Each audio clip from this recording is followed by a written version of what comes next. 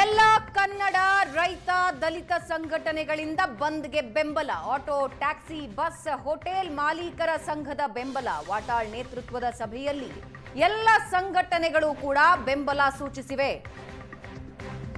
August 13ನೇ ತಾರೀಕಿನ ಕರ್ನಾಟಕ ಬಂದ್ಗೆ ಎಲ್ಲ ಸಂಘ ಸಂಘಟನೆಗಳು ಕೂಡ ಬೆಂಬಲ ವ್ಯಕ್ತಪಡಿಸಿವೆ.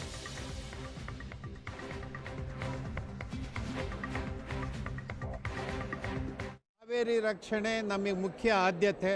ಹಾಗಾಗಿ ಇಲ್ಲಿ ಏನು ಬಂದಿಗೆ ಕರೆ ಕೊಟ್ಟಿರೋದು ಇರ್ಬೋದು, ಅಥವಾ ಏನು ಆಲ್ ಪಾರ್ಟಿ ಮೀಟಿಂಗ್ನಲ್ಲಿ ಕೇವಲ BJP ಕಾಂಗ್ರೆಸ್ನವ್ರು ತೀರ್ಮಾನ ಮಾಡಿದರೆ ಆಲ್ ಪಾರ್ಟಿ ತೀರ್ಮಾನ ಅಲ್ಲ.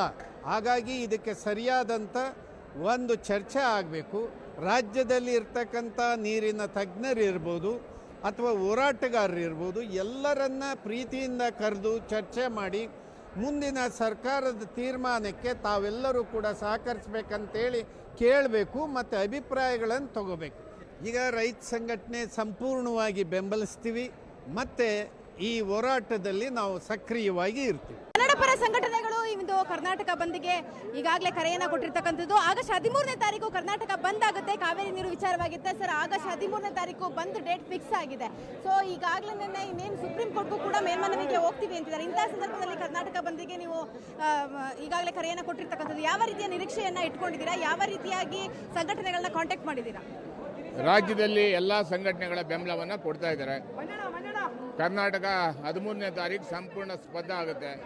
ಕಾವೇರಿ ಕನ್ನಡಿಗರ ಜೀವನದಿ. ಆದ್ದರಿಂದ 13ನೇ ತಾರೀಕು ಮತ್ತು 3ನೇ ತಾರೀಕು ವಿಜಯ್ ಬರುವಂತಹ ಸಂದರ್ಭದಲ್ಲಿ ಏರ್ಪೋರ್ಟ್ಗೆ ಮುತ್ತಿಗೆ ಹಾಕುವಂಥ ಕೆಲಸವನ್ನು ಮಾಡ್ತೀವಿ. ಈಗಾಗಲೇ ಸಭೆಯನ್ನ ಕೂಡ ಕರೆದಿದ್ದಾರೆ. ಸರ್ವಪಕ್ಷಗಳ ಸಭೆ 3ನೇ ತಾರೀಕು ನಡೀತಾ ಇದೆ, 2ನೇ ತಾರೀಕು ಕರೀತಾ ಇರ್ತಕ್ಕಂಥದ್ದು. ಆ ಬಗ್ಗೆ ಏನು ಹೇಳಿ?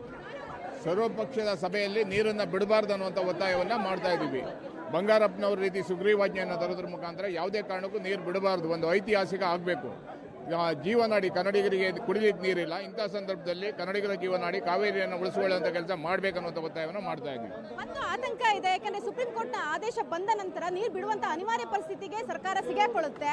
ಅಂತಹ ಸಂದರ್ಭದಲ್ಲಿ ನಿಮ್ಮ ಹೋರಾಟ ಇರ್ತಕ್ಕಂಥ ಇನ್ನೂ 15 ದಿನಗಳ ನಂತರ ಇಲ್ಲ ನಮ್ಮ ಹೋರಾಟ ಅಂದ ಸಂದರ್ಭದಲ್ಲಿ ಮತ್ತೆ ಯೋಚನೆ ಮಾಡ್ತೀವಿ, ಮತ್ತೆ ಸಭೆ ಕರಿತೀವಿ, ಮತ್ತೆ ಏನ್ ಮಾಡ್ಬೇಕನ್ನುವಂಥ ತೀರ್ಮಾನವನ್ನ ಮಾಡಿ ಮುಂದಿನ ನಿರ್ಧಾರವನ್ನ ಪ್ರಕಟ ಮಾಡ್ತೀವಿ. ಹಾಗೆ ವಿಜಯ್ ಅವರು ಬರುವಂತಹ ವಿಚಾರವಾಗಿ ಸಾಕಷ್ಟು ಭಿನ್ನಾಭಿಪ್ರಾಯ ಇರ್ತಕ್ಕಂಥದ್ದು, ಸಾಕಷ್ಟು ವಿರೋಧ ಇರ್ತಕ್ಕಂಥದ್ದು. ಸೊ ಯಾವ ರೀತಿಯಾಗಿ ಅದು ನಮಗೆ ಮೈನಸ್ ಆಗುತ್ತೆ ಅಂತ ಅನ್ಕೊಂಡಿದ್ದೀರಾ?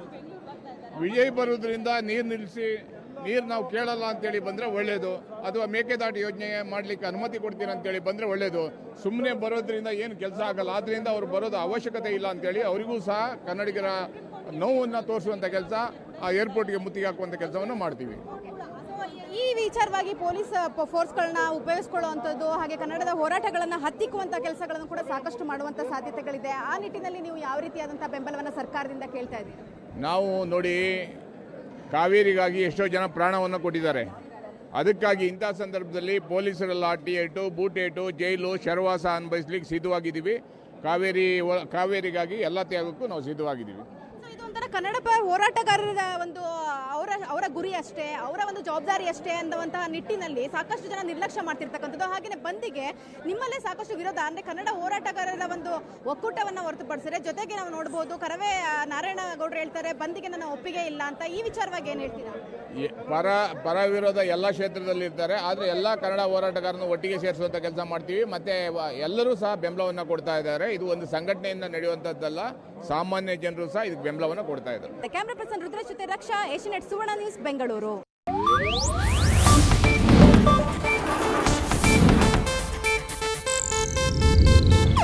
ಇದು ಏಷ್ಯಾನೆಟ್ ನ್ಯೂಸ್ ನೆಟ್ವರ್ಕ್ ಪ್ರಸ್ತುತಿ.